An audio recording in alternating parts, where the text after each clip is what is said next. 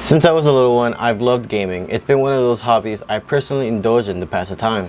It's almost a sense of escape from the stressful aspect of the real world. One of my first memories of gaming was at a family relative's house. I woke up from a nap and I think I was about 3 years old. I saw my cousin playing Rayman on the OG PlayStation. My 3-year-old little brain was blown away seeing all the dope animations on the CRT TV. I remember holding down the square button to wind up Rayman's hands to throw a heavy punch was always and still is badass to me. Video games back in the day used to be really fun. When you play any game from the 6th generation of consoles, you can feel the developers put their heart, sweat, and tears in their passion, instead of greed fueling them just to finish their job as soon as possible and just fix the game later on if they even do. And this is not to all the developers. These publishers with their ridiculous deadlines and demands are also held responsible for the downstate gaming is in. Hello guys, welcome back to the channel. I know it's kind of been a while. Haven't really uploaded in the channel for about a couple weeks or so. I just been working on this video. Now, I'm not saying gaming is terrible right now and you guys shouldn't play any video games. Like every game that's coming out is ass. No, but I do think gaming is definitely not as it used to be. As time goes on, things change and gaming is no exception of that. I just feel like since the popularity of this whole live service trend that many gaming companies are trying to, hop on the money wave. In this video, I'm going to tell you guys my opinion on why I feel that gaming currently as a whole is going downward. Before we go any further, I just want to remind everybody watching this video to leave a like and subscribe to the channel. Any kind of support is always appreciated. Whenever somebody likes or dislikes the video, it helps my video get pushed to the algorithm. That motivates me to keep on going and keep making these videos. So thank you guys again. I want to start off by saying that every part of the gaming industry is terrible. There are still some new games that have come out recently this generation that I have had great first impressions. Now yes, that list is short and slowly grows month by month, especially if you don't include the number of remakes and remasters. Gaming popularity in general has been on an incline. We've come a long way from the NES days. Back in the day, the majority of people thought gaming was for kids or nerds. I still remember that some used to consider hardcore gamers of having no life. Nowadays, everyone and their grandma games. That stigma gaming once had is no longer the case. The majority of people enjoy playing games from time to time, even if that's just mobile gaming. Hardcore gamers and casuals have also started to catch on. These companies don't seem to care about the community. In this day and age of gaming, companies are making video games not because it's something that they're passionate about or want to make their fans happy. No. Now the common interest among most of these gaming companies is to try to maximize profits any way possible. Try to squeeze the wallet of the gamers any way possible. And they will take every last bit of your money just so you can dump it in this one game. Whether that's raising prices of video games, releasing barely playable games the day of the release that, importantly should be working, or just that much money in general for anything. If I'm deciding to pay $60, $70, I would hope that upon opening or first use that it would damn work. Nope. Now I decided to narrow it down to 3 main points that are negatively affecting the gaming industry in its entirety. And these are only 3. There's way more negative aspects, either that quality of video games that have been coming out, the amount of predatory microtransactions they're trying to push onto gamers that honestly probably turn off some gamers and aren't eager anymore to play like the newest modern day video game and just go back in a time machine, get yourself an old school PS2, PS3 and turn that bitch on. We're gonna start off with the first point, and that is price and quality. The US is currently undergoing some serious economic distress. Prices have seemed to skyrocket since the start of the pandemic. Almost everything has gone up, from cars to houses and most necessities that we use in our everyday life. Gaming is no exception to this. This seems to have started in the beginning of the PS5 and Xbox Series life cycle. Games like Call of Duty Black Ops Cold War and NBA 2K21 were one of the first games to have the $70 price tag at retail. You can even throw in some Switch games, with Nintendo re-releasing and porting old games onto the portable console. And sometimes some of these games be like, a good amount of years old, and they're releasing them for $50. Oh my God. And they don't even change anything within those ports, which to me makes no sense, but I'll get more into that. One example of an old game that got re-released for the current generation of consoles, the first Red Dead Redemption. It got a re-release port for PS5 and the Switch, and this port is no remaster or a remake. Literally, it's the same version as the PS3 and Xbox 360 version. No like 60 frames mode, so the same frame rate and the same graphics, and maybe I think it upscales to 4K. I would hope. Wow. At least it's 4K in general. I would expect that for a standard game in 2024, but that's me, I guess. Maybe I'm a bit high maintenance. I'm asking for too much. When developers add maybe more content to the original game, expanding onto what's already there, or remaking the game from the ground up, then yeah, okay, I totally understand. Raise the, the price of the game. You guys put effort. But why would I pay more for a game when they don't add anything new? I see no point of that. Or even worse, some companies ruin a once known classic, an iconic title in gaming history like Grand Theft Auto. Rockstar released the Grand Theft Auto collection in a piece of literally, it was just because so they can meet the deadline before the holidays, and I think it was like a GTA anniversary that they were trying to hit. They were really trying to make this game come out sooner than it had to be, because you can tell when you play the game on the day of release, that game is not done. That game needed to be in the oven. That game should not have come out.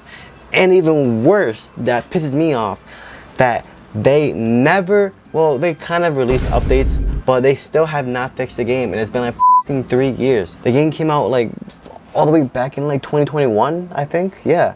Then 3 years. I mainly play on my Xbox and then my Switch sometimes on the go. I finished San Andreas. Vice City originally started off on my Xbox, and I can't keep on progressing because for some reason the game glitches out that I can't, like, my missions don't appear in the mansion that you acquire from that fat guy. You know where the V is, there's supposed to be missions in that mansion, and for some reason I'm not getting any like mission request or whatever. Like I can't get a mission in my mansion. I've done all the other missions around me, but I can't do the main missions from a mansion. So that irks me because then I had to restart the game on my Switch. Fix your game, Rockstar. I love these titles, and I'm pretty sure a whole bunch of gamers love these 3 games. These are like for some people this is their childhood, even though it's not really supposed to be played for kids. It's disappointing to see them not put the effort into this amazing game that is like held close to many gamers' hearts. Now yes, you can make the argument that the cost of making these big budget blockbuster games have also skyrocketed, but when the price of the game doesn't align with the quality of the game, then that's when a lot of us gamers feel as if we were either lied to or robbed blind. Another game that specifically comes to mind, and I'm pretty sure many know what game I'm about to mention, is Cyberpunk 2077. Now, I know almost everybody and their dog has heard about the tragic, terrible launch that Cyberpunk released in. And it got so much hate and, memed out the that it deserves 100%, and CD Projekt Red 100% agrees. They apologized. They made a whole freaking apology like letter. I don't know if they did an apology video. I forgot about that. Well, the game was developed by CD Projekt Red. They promised this all new open world set in a dystopian future. It sounded like a game like no other we ever experienced. Each trailer that came out showing off the game kept looking promising. Projekt Red at the time had a great record of releasing top-notch AAA games like the Witcher series.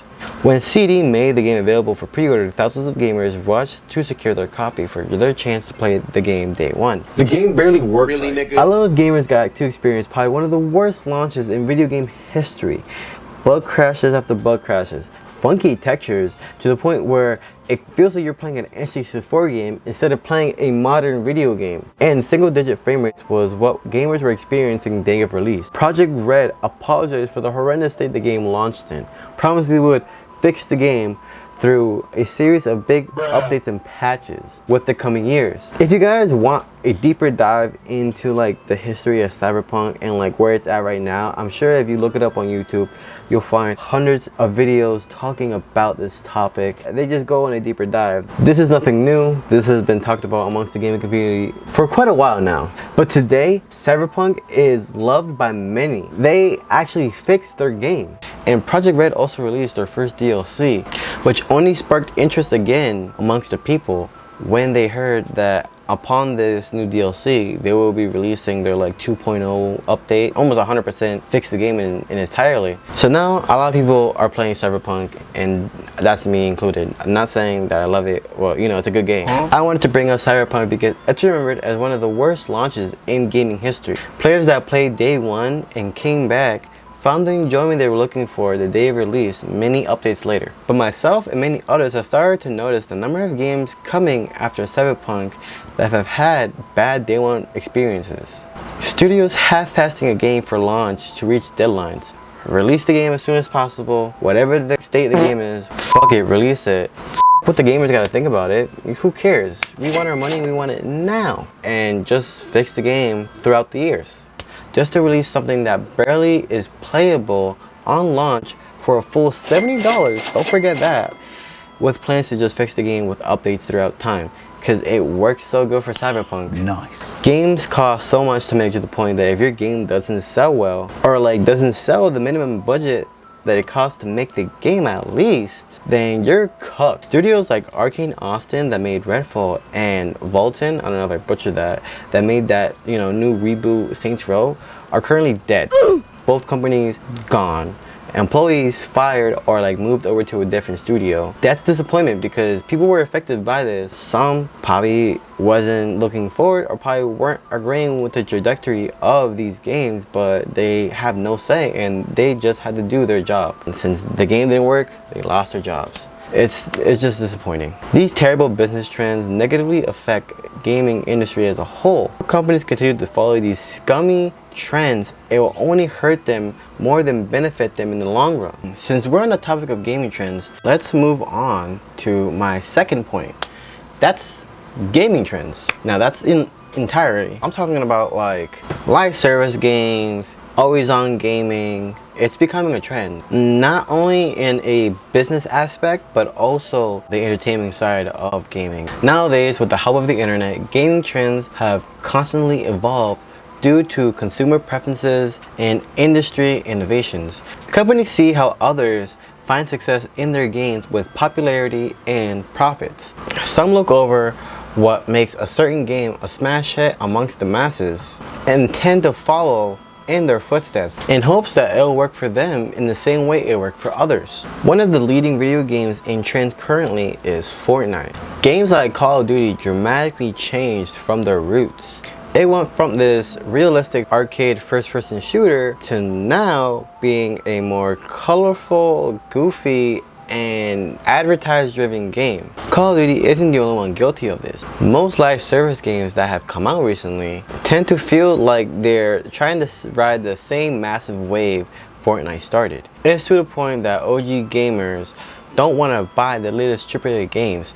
Like, a lot of Call of Duty fans skipped out on this game. Now, if any of you guys know, with the announcement of Black Ops 6, the whole Call of Duty cycle is happening again. You know, old fans and the ones playing MW3 are hyped for this new Black Ops 6 because of the promise Treyarch is setting for this game. Reason being, most, if not all, newly released titles have some sort of in-game store. A place where gamers can spend their hard-earned money on pointless, useless digital content that has no real value at all in the real world, just in the game. Now, I'm not gonna sit here and not like say I don't dabble in the usual battle pass or dope skin for my player, but not every game needs microtransactions. Like, I'm pretty sure we should probably set a limit to this stuff, or like, well, I mean, of course that's foolish of me to say that because companies aren't going to do it because, you know, money. Not every game needs it, guys. Like, certain games, okay, yeah, multiplayer games, but like microtransactions in a single player game, like, really? And don't get me started about the games that have like those casino-like mechanics in their whole game store. That is the most predatory way to squeeze the money out your customer. I'm just happy I don't play any of those games like 2K that has that. Rockstar, I guess, has, you know, GTA has their own sort of thing. It's not really exactly like the 2K thing, and you know, one can argue you don't really gotta dump money into shark cards to, you know, gamble in GTA. It feels like every company wants to have their own live service game, you know, their own unlimited money printer. You know, they want to have their Fortnite.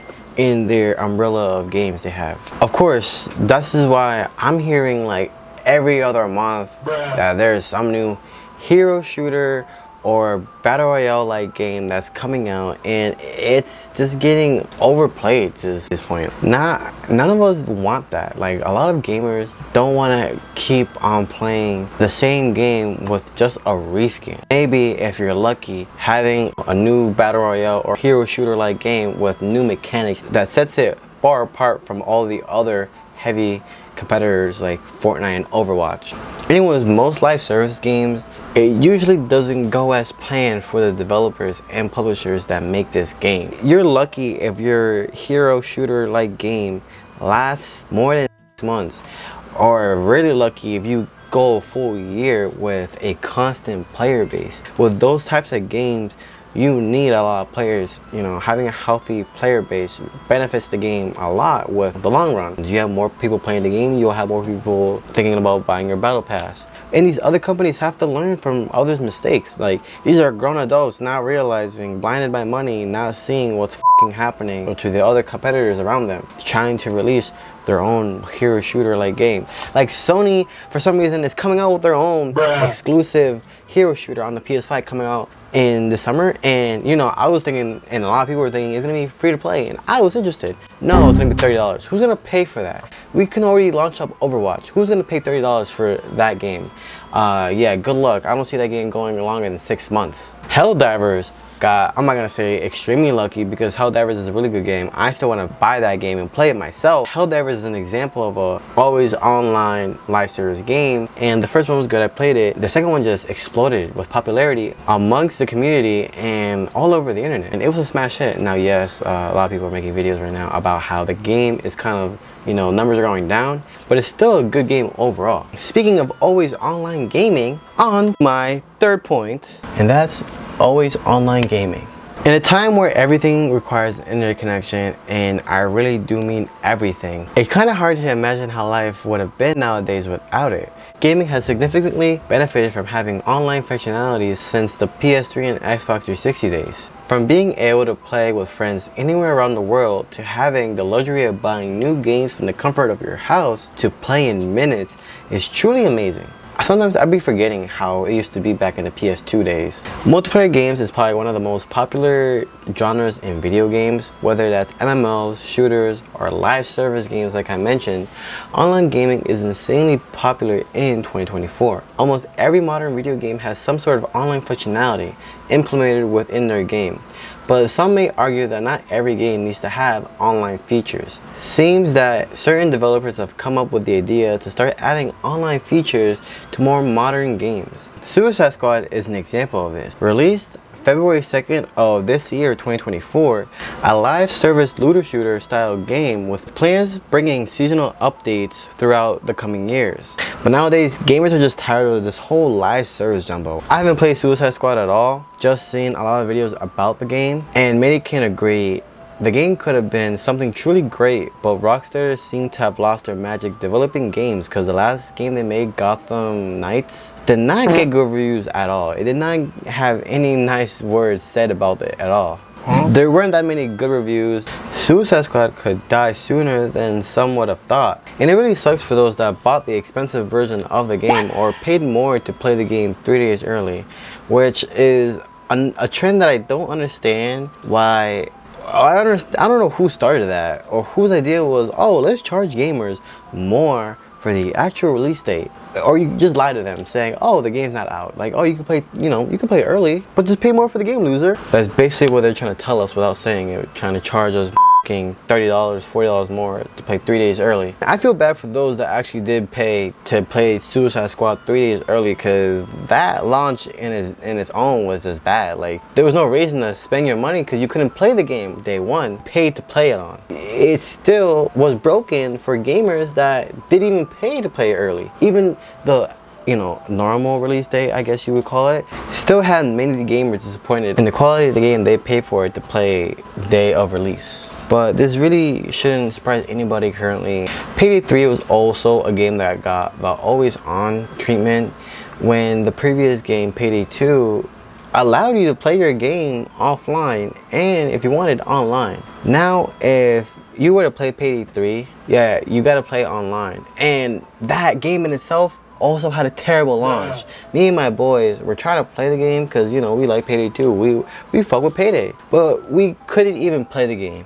And, you know, it was cool that it was on Xbox Game Pass. But I guess it didn't help that at all because I forgot the actual developers of this game. Clearly were not ready for the amount of players ready to play this game they released. They had a whole of gamers wanting to play this game day one that the servers just broke. They didn't anticipate the popularity that Payday became. That affected them heavily because me personally and a lot of other people, I'm pretty sure the group also didn't play Payday for a long time. It was broken for like a whole week almost. It didn't let me play with my friends. I was like, I don't even care about the game. I uninstalled it, forgot about it. It was on Game Pass. Luckily, I didn't pay for the game. But I can't speak for the thousands of players that actually paid the whole $70 to play this game, to own the game themselves. Yeah, now it's fixed. It's kind of too late. Too little too late. Yeah, I could re-download it. Gabe asked me, you know, download Payday 3. It works now. It's an amazing game. Blah, blah, blah, blah, blah, blah, blah. Play it. But the damage is done and I'm not eager to play it. I'll play it someday, but I'm not gonna fucking, you know, run to my Xbox right now and download that game right now. In my opinion, having a game have a mandatory online connection would only hurt the game more than benefit it. If these game companies want to continue adding online features to their video game, they should at least give the option to enjoy it offline as well. You know, like how it was back in the day with the PS2 and, you know, PS3 even, Xbox 360. But having the option to play your game offline would be amazing because not only do developer servers go down often, but even these big companies with a lot of money, servers go down also. Like Xbox Live has gone down, PlayStation has gone down more times than I can even fucking count. Almost like once a year, PlayStation Network is like going down. You have certain games able to play offline. Not every game is available to play offline nowadays in 2024. And clearly, since these aren't reliable, they should have a option to let you play offline no matter what. Who knows what this means for video games in the long run, because some of us can see it's negatively affecting not only gamers but also developers. Some might be familiar with games like The Crew and Forza Motorsport, both racing games that heavily rely on internet connection. Eventually they end up getting their servers shut down because, you know, the games be like 4 or 5 years old and not that many people are playing their said game. Yeah, they have a lot of money, but they just don't want to keep letting you play your game that you own, I guess, and then you're gonna shut down the services. I guess it's more easier for them. I would hope you got your money's worth, like you played thousands of hours in your game. But then again, you bring up the argument of like, oh, you put all that effort and all that work into that game, all that progress is just gone. Poof. No longer to be played ever again. I don't play racing games, but now I'm thinking about that, I would be tight. Gaming is definitely in a strange time right now. And I can only hope that they would at least consider adding offline functionality to games that obviously can be played offline, like single player driven games. I like the way better when your console didn't need to be connected constantly to the internet, didn't need to constantly be sending signals to Xbox servers to make sure your account is valid and all that. It's annoying when you have a power outage in your house, or like you have no Wi-Fi at all because you missed to pay the bill. You're gonna be shit out of luck to play your games, I guess, if you don't have a fucking offline console. If you can't play your games offline, then you can't play your games at all. And then, well, you have nothing else to do. What you're gonna do, stare at a fucking wall? What you gonna do, pick up a fucking book? I'm not wishing the worst for gaming at all. I love video games. I still play video games from time to time, like heavily actually. I don't know why I'm saying from time to time. I just wanna see it improve. I don't want us to have another horrific video game crash like, you know, they did back in the Atari days. Like, that was bad. It could end up like that with gaming companies just getting greedy and saying, fuck the consumers. We're just gonna keep putting these microtransactions video games and just keep sucking the money out of these gamers' wallets. Or fuck it, work on the video game, do as minimum effort as possible just so we can release this game as soon as possible. If it's broken, fuck it, we'll just fix it throughout time. We just want to get paid now, so pump out that game. Of course, inflation plays a role with how expensive it is to make these games. Money makes the world go around. Obviously, these developers and publishers have to get paid, but it needs to be in an ethical level. Like, you can't be out here trying to put casinos in video games. And I'm all for, you know, re-releasing, porting classic games, but price them at a normal rate. Don't price them at $50. And if you're gonna do the whole $50, $60, $70 for an old game, at least add improved frame rate and improved graphics. Like, is that too much to ask for? Listen, I really do hope the best for gaming. A lot more good games are coming out this year. Nintendo had a great Nintendo Direct recently. Xbox had an amazing game show. I made a video on that if you guys haven't seen it, and it's looking good for gaming. I feel like it's not gonna have a terrible, you know, video game crash, but something needs to be changed and something needs to get better. It can't keep going on like this, because if it does, if more bad trends keep emerging, whether you're a developer, whether you're the consumer, you know, playing the actual game, whether you're a publisher, whether you're the CEO, CFO of any of these companies, you're gonna get affected. Your pockets are gonna get affected. Don't forget to like, subscribe, and hit that notification bell. The next video, honestly, you might see from me is, damn, I gotta talk to you guys about my backlog. I got a whole bunch of games that I bought throughout the years on my Switch, PlayStation, and Xbox. I haven't even finished my fucking VR. So yeah, that's probably gonna be the next video you guys will see from me. Till we meet again. Catch you guys.